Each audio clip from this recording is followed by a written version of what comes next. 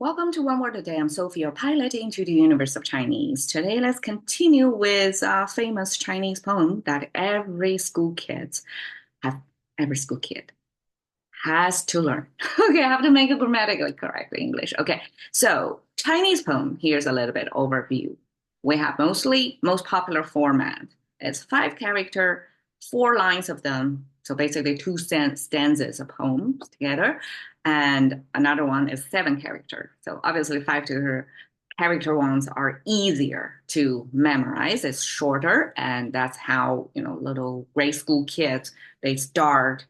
Some people do preschool education by letting kids memorize this already when they were like barely a language user, far from like even know all the characters. They just remember the sound first.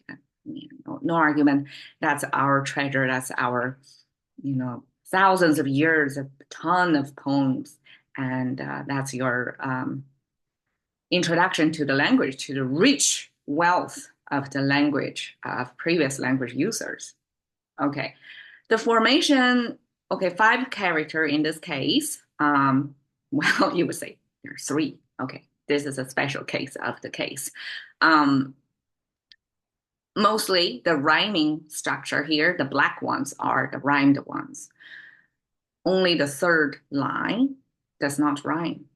And I would compare it with music making because music making is kind of a harmony, in harmony, and then harmony, right? So it gives you this jarring sound out of tune before it comes back. So it gives you this contrast, and then you feel more enjoy getting back to the harmony world. Okay, so just like that, so Chinese have this harmony, in harmony structure. And in this case, this line only consists of 3 characters and it's repeated. That's a rare case. I never see any other Chinese poems came in this formation. So first, it didn't fit the perfect formula there. It's 3 characters instead of 5. So it's like the 2 tiles on the top left corner is missing. And it's not 20 characters in total. It's only 18. And also it's something repeated 3 times. Given that Chinese have no qualms on repeating the same character one after another immediately, normally we do it 2 times, but 3 seems a little bit out there, a total outlier. So I'm thinking about why this author put 3 goose in there. I mean, 1, we get it. We know we're talking about a goose, but 3 times. It ended up when you look at the 2nd line, it explains why. Because, okay, we'll see later. Okay, goose. We have warrior plus bird. And if you notice, the simplified Chinese have the bird on the right side versus the ancient Chinese have the bird on the left side. So sometimes simplification do that flipping thing. Okay, so the bird in Chinese have 2 types. Bigger bird versus smaller birds. And this distinction is the bigger bird will have this claw or talon, I guess. And then we have this long strand of feathers that you're going to see gravity's work on it. It gets heavier and longer, that by its own structure it cannot hold it in its shape. It has to be draping down. Versus smaller birds, their feathers are fluffy. They're going horizontal. Gravity doesn't show it over there. So just this distinction, I want to point out the observations from the language creators and the 2 categories of birds. And then, yes, goose fall into bigger bird category, even if it doesn't fly. Well, does it fly? It does. Actually, domestic goose probably doesn't fly much, but definitely we have wild goose, wild geese, Canadian geese, they fly. So they are big birds, and a warrior is made of 2 weaponries combined together. So you would imagine it's almost like a double gunned or double equipped warrior holding weapons. And this weaponry in ancient Chinese, those double weaponry character means self-referral. It's the most common Chinese way to say me or I. So in every language when we learn, right? We are going to learn the self-referral character, one of the first lessons. So this is the one. Given that Chinese have multiple different choices of how to self-refer, but Wu came out as the most used contemporary one, but it came from the ancient warrior image because it's double gunned or double weaponed, speared or kind of a sharp edged weaponry there. And this warrior, I'm thinking, why this is self-referral? Because warrior, if you're drafted to fight for your country or your tribe, it's from the perspective of the ruler or the general or whoever is the governing, head of the place. It's from their perspective, not from your individual personal perspective. So the head count back then, if you count as one individual, useful for the ruler would be if you can fight, if you are a warrior.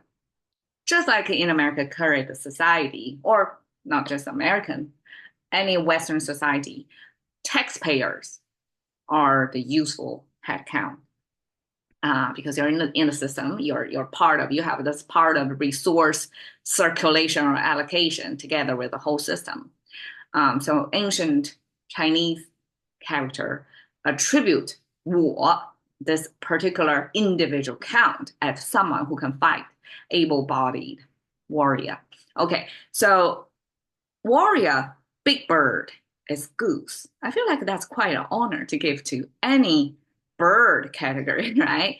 Acknowledge the size of the bird and also the behavior traits.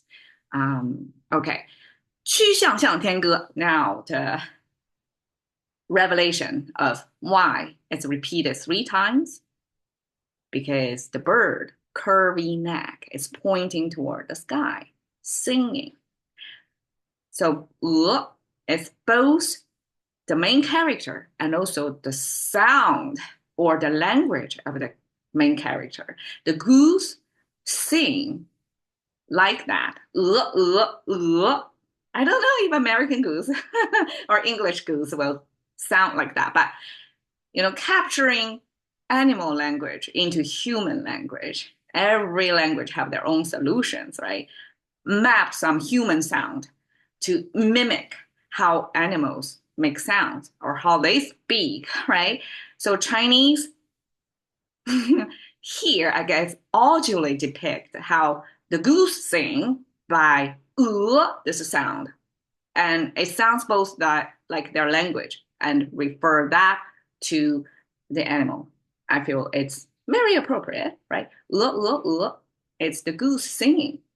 曲项向天歌, the curve, simply a visual of this almost horseshoe looking structure. That's Chinese visual depiction of what curve means. It's really 180 degree. It's a switchback. Okay. And then 向, we have this human 2 leg, right? Not actually 2 legs. This is the arm. This is the backside, the torso and the whole backside of you. And this it's a side view human. And then we have the human head in there. Human head was expressed by 2 nostrils under the nose bridge. So basically it's this small area. And it's a zoom in view, right? And then with the whole edge of the head, profile of the head point out. So it's almost like draw out a circle. You draw the center of the circle and the whole the rim of the circle. And Chinese abstract that whole head just with the center and the rim. Okay, on top of the head. So there, we immediately draw attention to this portion. Okay, and then we have this shape. This is a tri-square Chinese craftsmen use to make sure you get a perfect perpendicular corner. And it happened to be exactly look like the structure here. It's your head, and then your body, the connected by the neck. So right there, this structure is shown to mean, okay, when you have your attention, like the full body, human body, and you draw your attention up here to the head already, and then you shift that attention down to this structure right between the head and the body. That's how Chinese depict neck. 向 is this north-facing window. So we have this big arch with a chimney, Chinese depiction of human shelter. You have to have the chimney. You have to be able to cook in there. Okay, food, number one thing there. And then this hole on the wall, window. So according to scholar, this is north-facing window. Eventually, this north, the specific direction, get lost, and it becomes like a facing some direction, and it becomes toward. Okay, sky. We have this big horizontal line on top of the frame. That means the sky already. But we also have a number one, like our number, just one. It's one horizontal line. So you cannot just put it there just simply by positioning it on top of the frame.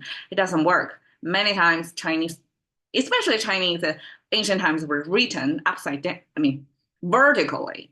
One character like that. If you have one line in there, it's hard to decide if this is top of the frame or middle of the frame. So something else have to add in there to make sure you get it. This is the top above humans. This is the sky. Okay, there are two ways of read it. One is big. So the remaining, besides the horizontal line, the remaining characters is our character big. That is made of two parts combined together with the binder. And big means bigger. I came across this many times. And so big, horizontal, that means sky. Nothing is bigger than that. Okay. The second is you can view it as a starfish figure, human figure, two legs, spread out arms. And this horizontal line is above human. We use ourselves as a yardstick, measuring the world, right? And if we say something is above us, that's sky. You can logically deduce that. Sing. Okay, again, we have the human figure, kind of like that. So it's more streamlined. Instead of here, it's kind of you're kneeling, you're sitting on the heels. But here is more standing. So you still have the front and back part of your body. And then you have three strokes, meaning you have your air coming out of it. You're kind of huffing air out. The left side repeated two characters there is our praying imagery. So again, this horizontal line means heaven, the outer boundary of our existence, visually, viewable.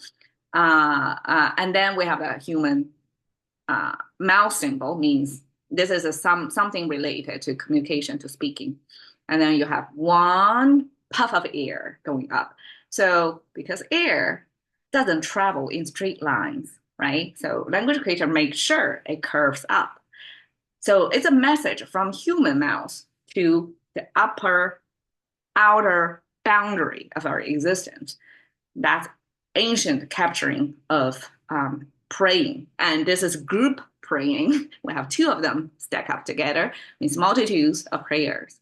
So ancient, this probably is about the origin of singing. We don't sing to perform, to entertain, to self-express. Back then, singing serves a function. It's a communication effort, of group effort, communication to get attention from whoever is the creator or controller of our existence or moderator of our environment. We are group singing louder, right? And then try to get the message out. So this whole thing, either individuals have their air puff out, huffing out, and a group of them trying to communicate to the divine. And that's the definition of singing. Curvy neck toward sky, sing. Even put it in such an order in English, I believe you can get the imagery and you can get you can piece the picture together, even if it's not grammatically correct. All right, so you see, and 歌, they rhyme. 曲项向天歌. So I just translate as singing goose. It starts from there, give you the imagery, the look, 曲项, and the sound, 向天歌. All right, so see you tomorrow when I'm going to finish the rest of the poem.